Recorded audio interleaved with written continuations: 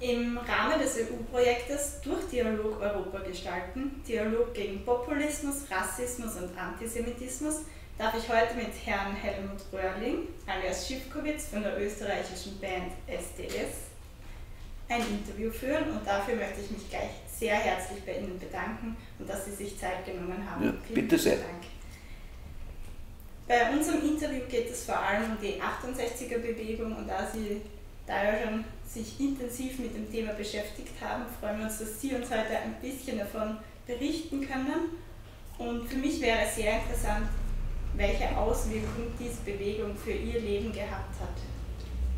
Schwierig. Es ist ganz schwierig. Also angefangen hat es wird so gerne Revolution genannt, also Revolution, das war bestenfalls ein Umbruch, ein unglaublicher Umbruch in den Gedankengefühlen in jeder Hinsicht. Die Musik war eine tragende Säule, und wir waren mittendrin eben in diesem Umbruch, und wenn du mittendrin bist, dann tust du ja nicht reflektieren oder darüber nachdenken, sondern du tust genießen, und du lebst in diesem Gedanken- und Gefühlswelt. Nachträglich Revolution war es sicher keine. Das ist wieder eine Frage der Definition. Ich würde sagen, es war, wie ich schon gesagt habe, ein Umbruch, ein Aufbruch zu neuen Ufern, der halt, wie so oft, auf dem Weg zu den neuen Ufern einiges an Begeisterung verloren hat. Oder wo sich herausgestellt hat, dass auf dem Weg zu den neuen Ufern viele Irrwege beschritten wurden. Aber im Großen und Ganzen hat das schon passt so. Welche Irrwege würden Sie da? Schwierig, ich habe studiert, vieles und nichts fertig, und bin dann früh mit der Rockmusik zusammengetroffen, und das hat meinen Weg geebnet, weil das war halt das Vehikel, das mir am tollsten erschienen ist, und es war, ja, und durch die Musik ist man halt, das Ganze war ja importiert, ist aus dem angloamerikanischen Raum gekommen, und wir haben das über Schallplatten, Kino und was weiß ich mitgekriegt, und so über Berichte, aber mittendrin, das war, ich würde nicht sagen, war eine Imitation, es war eine Adaption, würde ich sagen. Aber ich meine, ich bin jetzt die ganze Zeit gefragt worden, 50 Jahre Woodstock, was ich dazu zu sagen habe, gar nichts, weil ich war nicht dort. Und ich habe das nur begeistert, den Film gesehen, aber was soll ich sagen? Aus dem bin ich kein Nostalgiker. Das ist 50 Jahre her, war toll, aber passt schon. Und wie hat es dann Ihre eigene Musik beeinflusst? Hat es Auswirkungen gehabt? Ja, natürlich. Natürlich, aber das weiß man ja nicht. Man komponiert und textet und bist dauernd von irgendwas beeinflusst, aber du denkst ja nicht nach, wer oder was hat mich beeinflusst, sondern du machst Songs und versuchst sie so gut als möglich zu machen und sagst nicht, haben mich die Rolling Stones beeinflusst. Ja, klar, man geht ja nicht durchs Leben, ohne dass man dauernd von was beeinflusst wird. Aber wie gesagt, ich nehme nicht jetzt meine Songs her und sage, das ist beeinflusst von dem und das von dem. Ich bin froh, wenn ich gute zusammenbringe.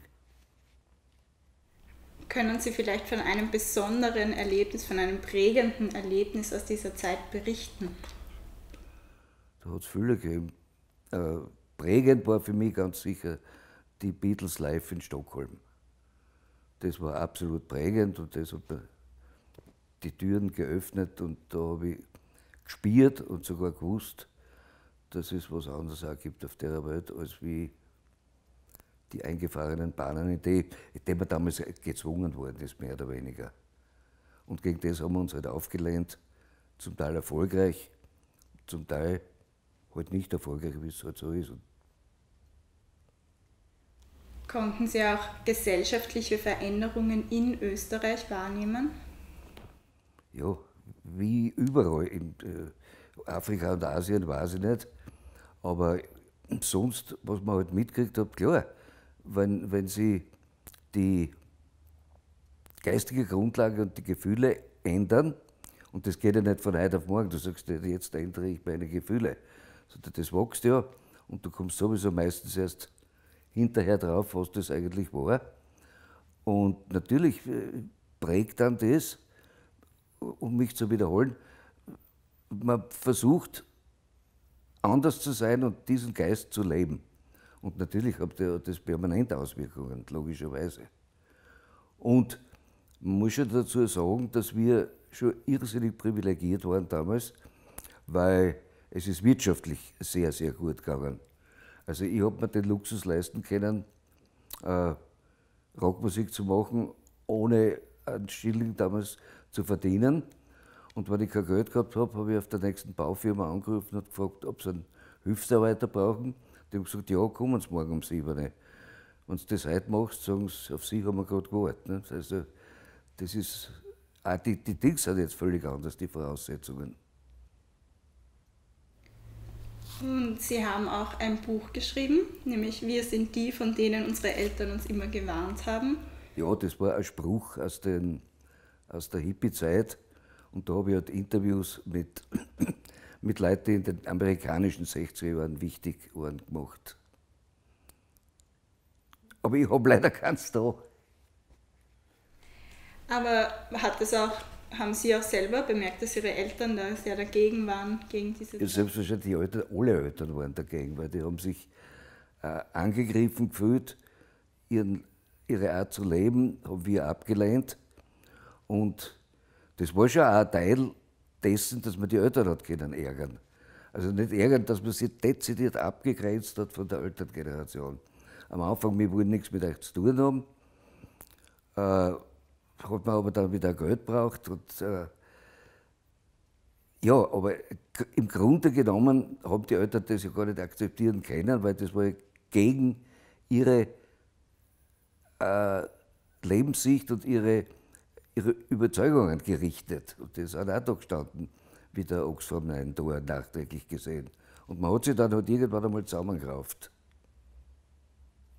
Mehr schlecht als recht. Welche Hoffnungen und Erwartungen hatten Sie zu dieser Zeit? Das kann ich nicht sagen. Noch einmal, ich war da mittendrin und du lebst einfach das so intensiv als möglich. Nicht intensiv als möglich, das war eine irrsinnig intensive Zeit, außerdem war ich ganz jung, da wird es natürlich viel intensiver, aber du sitzt ja nicht mit 19, 20 da und sagst, was hoffe ich jetzt eigentlich? Sondern du hast keine Zeit zum Überlegen zu hoffen, weil da wartet die ganze Welt auf dich. Also das Hoffen, ja, nein, kann ich nicht beantworten. Du bist in diesem sehr, sehr positiven Strudel drinnen, wirst mitgerissen. Es ist alles Glas, nein, alles. Vieles ist Glas, vieles war wirklich furchtbar in der Retrospektive. Aber wie gesagt, ich bin im Theatercafé gesessen und habe mich mit einer Freude amüsiert und habe nicht überlegt, was ich von der Zukunft erhoffe.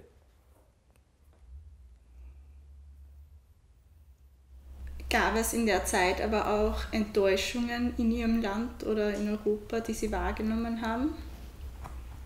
Enttäuschungen sind immer rein persönlich und natürlich, wenn du noch einmal so etwas Neues versuchst zu leben, dann rennst du natürlich auch viel gegen viele Wände und haust den Kopf an und gehst entweder durch die Wand oder kriegst Kopf und haust den Kopf an. Und wenn man, ich meine, es ist ein Gemeinplatz, das Leben besteht aus schönen Elementen und aus Enttäuschungen. Also das ist eigentlich eine Selbstverständlichkeit. Das, muss man gar nicht über Rockmusik oder was reden. Enttäuschungen gibt es jeden Tag und schöne Sachen gibt es jeden Tag. Und wenn die schönen Sachen damals haben sie überwogen oder haben wir es uns eingebildet, das weiß ich nicht. Aber natürlich waren mörderische Enttäuschungen auch dabei, weil alles nicht so gelaufen ist, wie wir es in unseren Träumen vorgestellt haben. Naiv. Und irgendwann wirst du halt auf den Boden der Realität zurückgesetzt und sagst, ja, aber ist eh klasse trotzdem. Und was sagen Sie heute zu den populistischen Bewegungen? Was soll ich sagen, außer dass ich mich ausspeibe? Wiedergekäut tausendmal, es ist schrecklich und offensichtlich ist der, wenn man das glaubt, der Teufel am Werk, weil es in ganz Europa derartiger Rechtsruck, den ich nicht verstehe,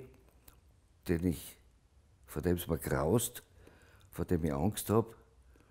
Aber warum, darfst du mich nicht fragen. Ich glaube, da haben sich schon gescheitere Leute als ich fest Gedanken gemacht und sind auf keinen grünen Zweig gekommen, weil das so vielschichtig ist, das Problem. Und so viel Gefühls. Man vergisst immer, dass in der Politik auch irrsinnig die Gefühlsebene wichtig ist. Und das wird immer unterschätzt, meiner Meinung nach. Und jetzt kannst du natürlich sagen, rational gesehen, kannst versuchen, Antworten zu finden, wirst aber irgendwann einmal in der Mitte scheitern, weil da gibt es so viele Sachen, die einfach rational nicht erklärbar sind. Das hat schon seinerzeit mit Haider angefangen. Man hat sich da Gedanken gemacht, warum hat der so einen Erfolg?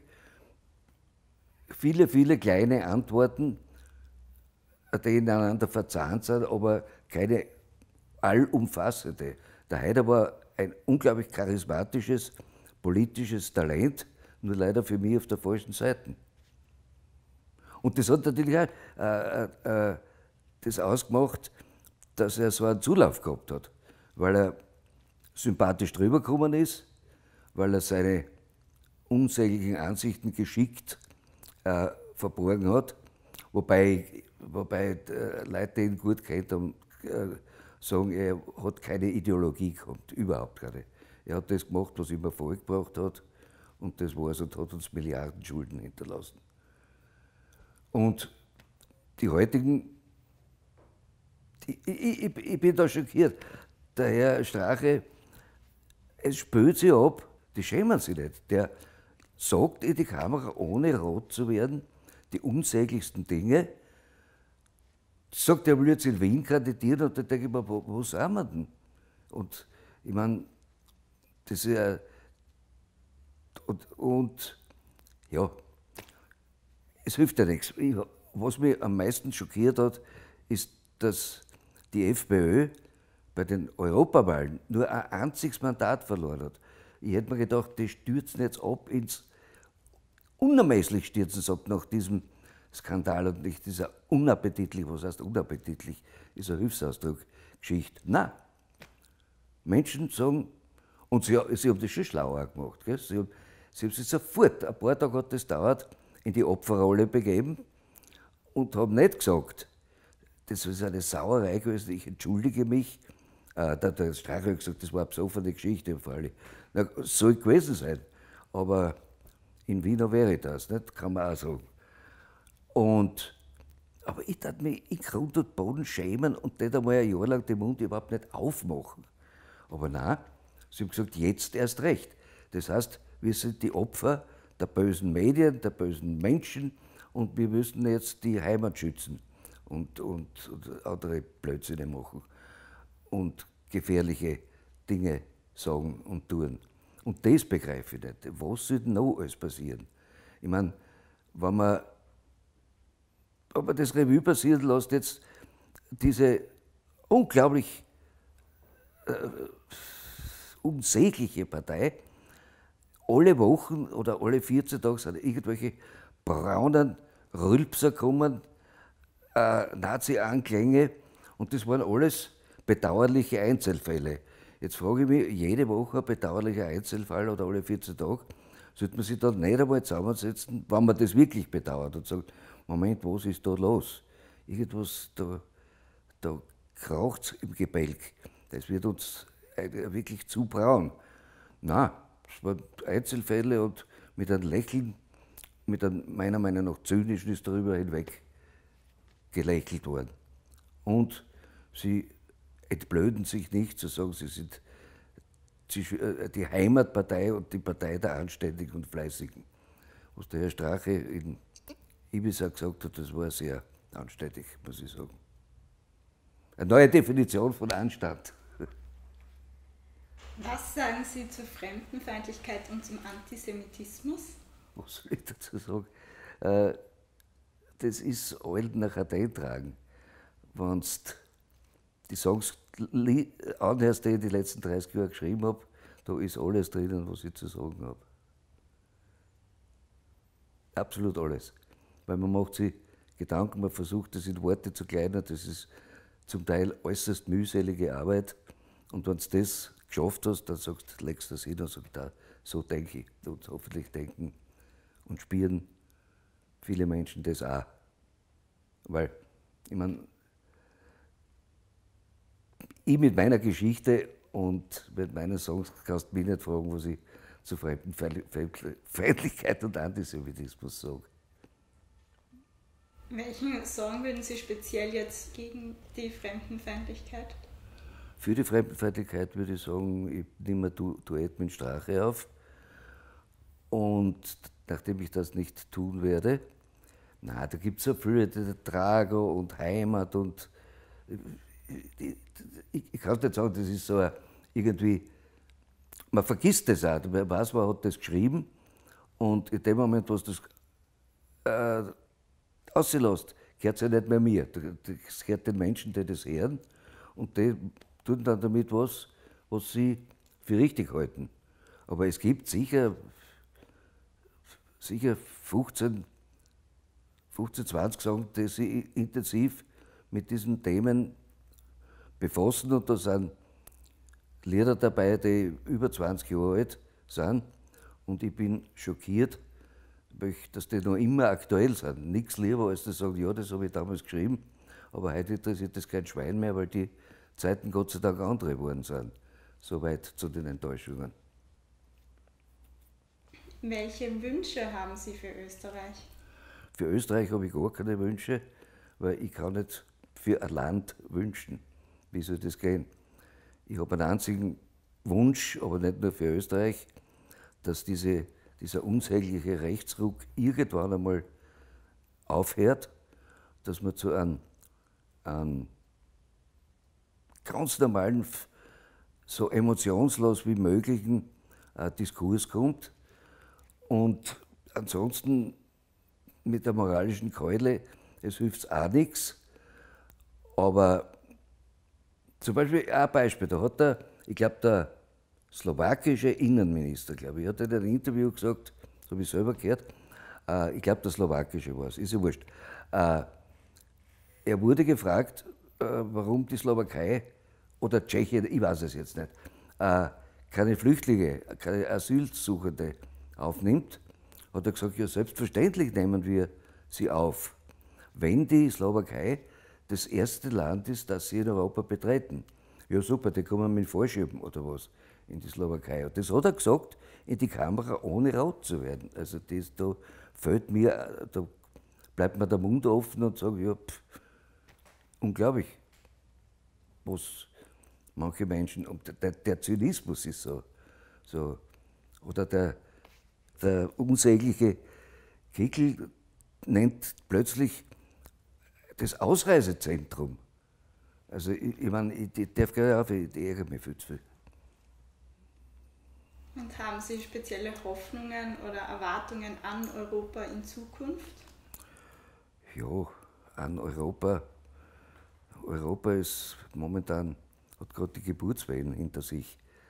Also man kann nur hoffen, dass das irgendwann ein bisschen mehr zusammenwächst, aber das braucht irrsinnig viel Zeit. Und ich kann nicht sagen, ich bin ein glühender Europäer, weil ich bin sowieso Europäer, ob ich glühend bin oder nicht. Und ja, du siehst ja, dass jetzt momentan eine sehr starke Zeit der Krisen ist.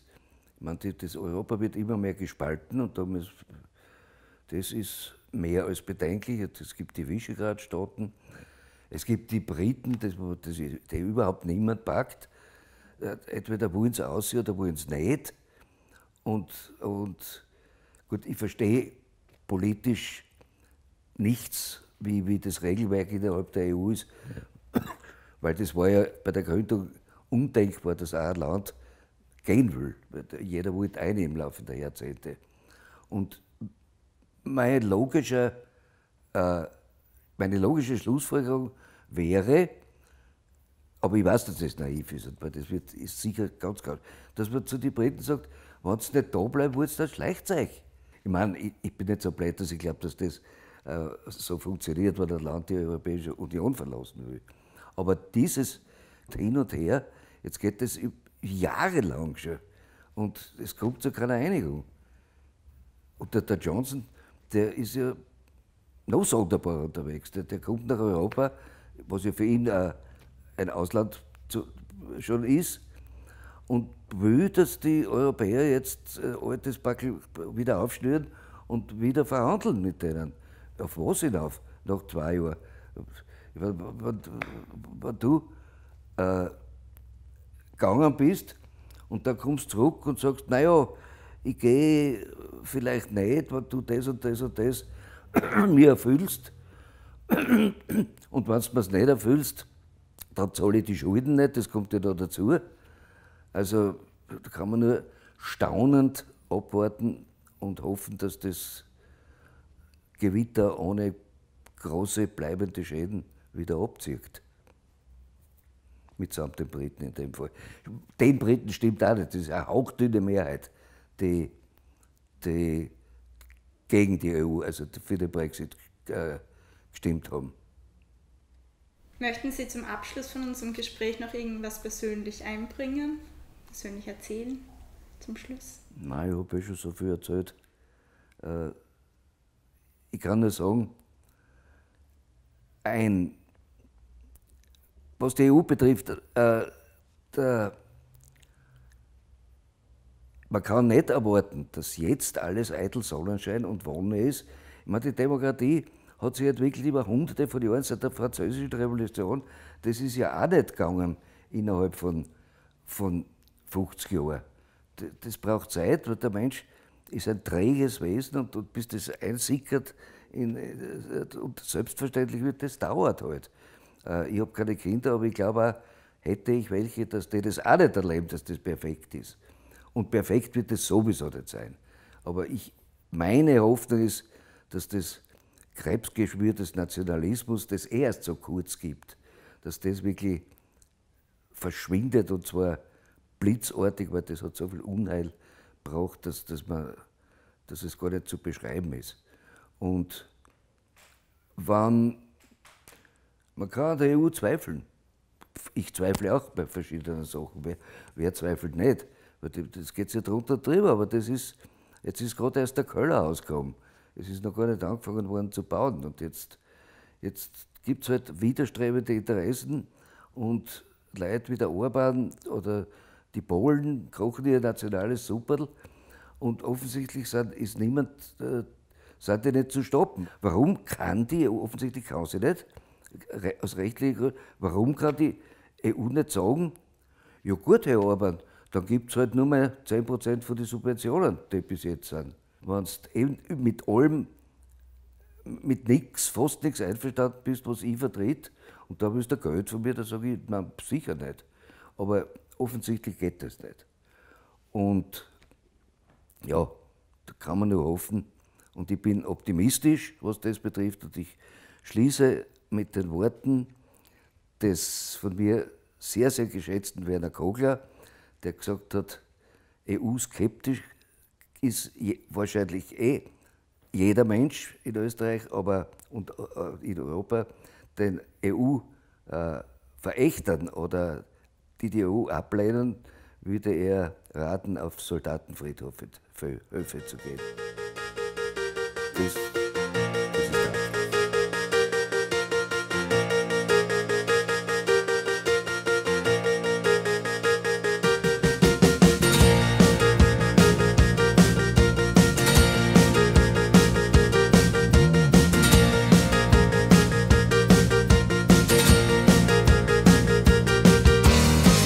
Zeit wird es scheinbar wieder modern, ich kann das alles langsam nicht mehr hören.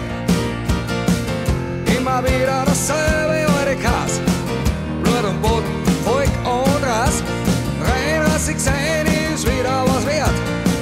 Frau, vielleicht Hund oder bin ich ein Pferd? Doch bevor ich da groß was erzähl, gestatten bitte, dass ich mich vorstell.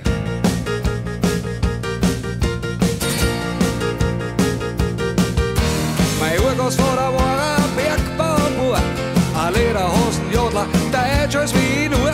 Seine Frau, ein Kindermadel, ein singender Nest zwischen Balaton und Budapest. Der andere ein Fahrender, so hab er gesagt. Er fächert die Uhr, aber hat nicht lang gefragt. Und ich steh vorm Spiegel und ich schau mich an und da sag ich alle Achtung, an dem ist was dran.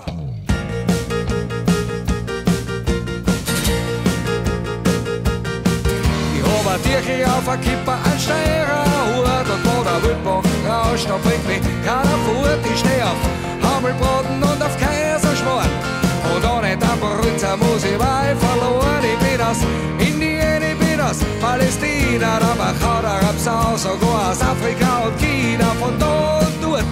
Von dort und da, in mein Blut nach Habitäre da, spürt's sich an. Ich bin die feine Mischung, Special Blend, solche wie mich, weißt wie man den nennt. Ich bin die wilde Sorte, aber braune Blei. Ich bin aus Österreich.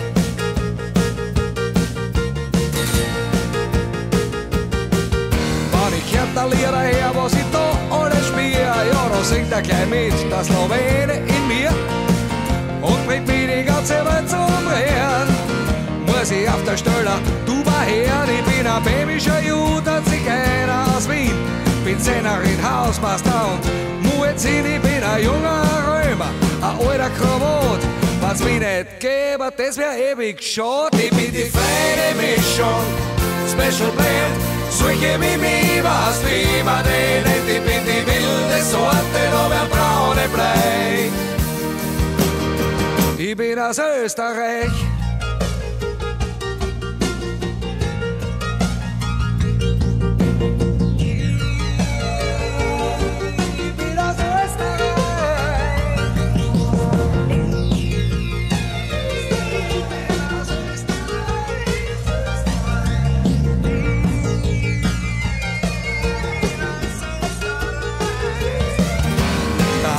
Drago ist blond und schaut mit blauen Augen in die Welt.